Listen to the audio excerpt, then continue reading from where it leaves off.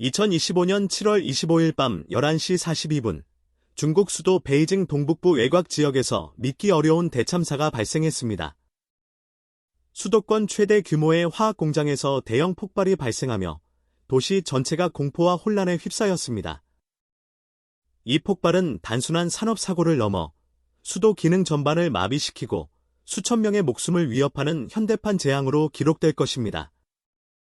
폭발은 베이징 순위구 바이와 산업단지에 위치한 베이징 융커 화공유한회사의 제3 생산라인에서 발생했습니다. 목격자들에 따르면 첫 번째 폭발 직후 직경 300m에 달하는 불기둥이 하늘로 치솟았고 이어서 15초 간격으로 연쇄적인 폭발이 이어졌습니다. 현장은 순식간에 불바다가 되었고 반경 5km 이내의 모든 창문이 산산조각 나며 유리 파편이 비처럼 쏟아졌습니다. 주민 장애인 39는 갑자기 땅이 흔들리며 천둥 같은 소리가 들렸어요. 창문이 산산조각 나고 거실에 있던 TV가 공중으로 떠올랐습니다.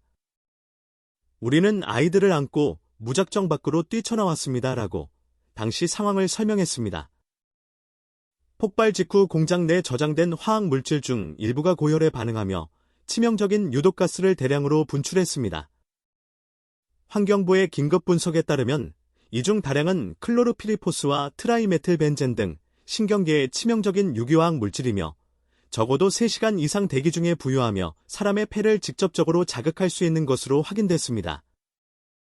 이에 따라 베이징시 정부는 긴급히 순위구, 통저우구, 창핑구 지역 주민 약 18만 명에게 즉각 대피령을 내렸으며 주요 도로를 군부대가 차단하고 특별 열화상 드론을 이용해 가스 확산 경로를 추적하고 있습니다.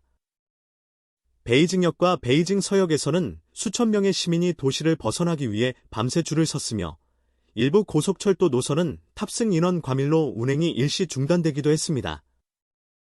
폭발이 발생한 융커 화공은 2019년 설립된 기업으로 약 700명의 직원과 함께 연간 약 1만 3천 톤 규모의 농약, 의약 중간체, 산업용 유기화학 물질을 생산하는 곳입니다. 특히 염소와 탄화수소와 질산 에틸 등의 고위험 물질을 대량 보관하고 있었던 것으로 알려졌습니다. 문제는 이 공장이 베이징 시내에서 불과 27km 떨어진 곳에 위치해 있었다는 점입니다.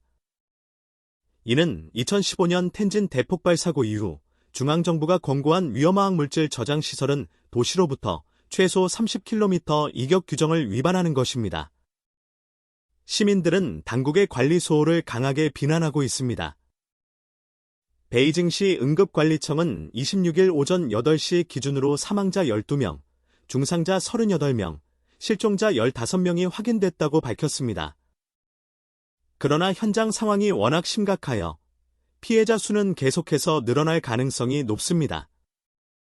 중국 소방총국은 화학특수부대 260명, 방독장 비차량 40대, 드론 12대를 투입해 잔불 제거와 유해물질 유출 방지를 시도하고 있으나 공장 내부의 온도가 여전히 700도 이상을 유지하고 있어 진입조차 어렵다는 설명입니다. 현장에 있는 구조대원 린샤오 대위는 불길이 가라앉는 순간 다시 화학 반응이 발생해 폭발 위험이 있습니다. 이는 단순한 화재가 아니라 생화학 전쟁터에 가까운 상황입니다. 라고 밝혔습니다. 이번 사태를 매우 중대하게 받아들인 중국 국가주석 시진핑은 새벽 2시 긴급 화상회의를 소집하고 모든 자원을 동원하여 생명구조와 환경통제를 최우선으로 하라고 지시했습니다. 리창 총리 역시 오전에 베이징시를 방문하여 현장 지휘소를 설치하고 피해 보상 및 재건 대책 마련을 약속했습니다. 그러나 과거 텐진 참사와의 유사성으로 인해 시민사회와 해외 언론은 중국 정부의 위기 관리 능력과 위험물 규제 체계에 의문을 제기하고 있습니다. 사고 직후 SNS를 통해 확산된 폭발 영상과 유독가스 피신 장면은 수억 회 조회수를 기록하고 있습니다. 일부 영상에서는 시민들이 마스크도 없이 유독가스 속을 뛰어다니는 모습, 아이를 안고 도망치는 부모, 병원 앞에서 울부짖는 가족들이 등장합니다. 베이징 대학병원 응급실의 한 의사는 폐 손상 환자가 평소보다 10배 이상 몰려왔으며 일부는 기도 화상으로 인해 인공호흡기가 필요한 상태입니다. 그러나 병상은 턱없이 부족합니다라고 말했습니다. 이번 사고는 단지 화학공장의 폭발 사고가 아닙니다. 그것은 바로 중국 대도시 구조 자체의 허점을 드러낸 경고음입니다. 왜 고위험 물질 공장이 인구 밀집 지역 근처에 존재합니까? 왜 대표령의 폭발 후 20년이 지나서야 내려집니까? 왜 유독가스에 대한 경고, 하나조차 들리지 않았는가? 정부의 대응도 중요하지만 더 중요한 것은 재난이 일어나기 전에 그것을 막을 시스템입니다. 베이징은 세계 최대 규모의 도시이자 중국의 상징입니다. 이곳에서 이런 비극이 발생했다는 사실은 지방이 아닌 국가 전체의 위기관리 체계를 되돌아봐야 한다는 뜻입니다. 2015년 텐진에서 그리고 2025년 베이징에서 우리는 같은 잘못을 반복했습니다. 이제는 다릅니다. 시민의 생명은 실험이 아닙니다. 유독가스는 단지 공기 중에 떠다니는 독이 아니라 그 자체로 시스템의 부패를 상징합니다. 더 이상 우리는 예상치 못한 사고라는 말로 책임을 피할 수 없습니다. 지금 필요한 것은 대국민 사과가 아니라 투명한 조사와 책임자 처벌, 그리고 완전히 새로운 도시 안전 기준입니다. 이번 베이징 초대형 화학 폭발은 단순한 산업재해가 아닙니다.